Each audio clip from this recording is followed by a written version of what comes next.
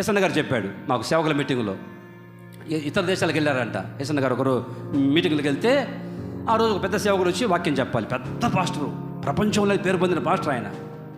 ఆ పాస్టర్ గారికి సమయం చెప్పారు, 8:30కి అండి మీకు వచ్చి వాక్యం చెప్పండి. పెద్ద పాస్టర్ గారికి ట్రాఫిక్లో కొంచెం లేట్ అయిందంట. ట్రాఫిక్లో రావడం కొంచెం లేట్ అయిందంట, ఒక 10 నిమిషాలు. 8:30 చెప్తే 8:40 వచ్చాడు. వచ్చి ఆయన అన్నారండి, పెద్ద పెద్ద సేవకుడు, గొప్ప పేరు పొందిన సేవకుడు. ఆయన వంగిపోయి బైబిల్ ఇటు పెట్టుకొని పెద్ద సేవకుడు గడగడగడగ వణికిపోతూ స్టేజ్ మీదకి వస్తుంటే ఏసన్న గారు చూశాడంట. ఏంటి ఈయనకి జబ్బా, గూనె ఈయన ఏమన్నా జబ్బేమో బాబు, గూనె వచ్చిందేమో అనుకున్నాడు ఏసన్న గారు. ఆయన పైకి ఎక్కి, సంగమా దేవుని ప్రజలు క్షమించండి, 10 నిమిషాలు లేట్ అయింది, నా దేవుని సన్నిధికి నేను లేటుగా వచ్చాను 10 నిమిషాలు అని.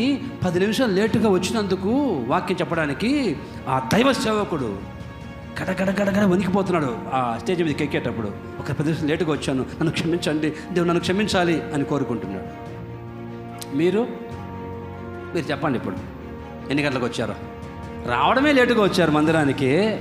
ఇక్కడికి వచ్చి హలో మాటికి వాక్యం చెప్పినప్పుడు పుట్టుక్కుని పోయి మాటికి వాక్యం చెప్పేటప్పుడు బుడుంగిని పోవడం, గేటు దగ్గరికి మాట్లాడడం, మళ్ళీ రావడం.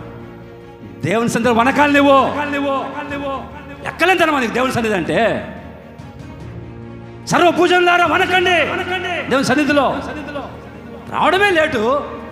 అరే కాసేపు గంట సేపు దేవుని సన్నిధి గడుపుదామని లేకుండా ఫోన్ తీసుకోవడము, హలో 14 సార్లు తిరగడం. ఏం కొంపలు మునిగిపోతున్నారా నీకు? జీవం గల దేవుని సన్నిధిలో, దేవుని సంఘములో జనులు ఎలా ప్రవర్తించాలో నేర్చుకోవాలి. ఇష్టం వచ్చి ప్రవర్తించకూడదు. దేవుని మందిరంలో మునుగుతూ ఉండాలి. దేవుని సన్నిధిలో. దేవుని స్తోత్రం కలుగును గాక.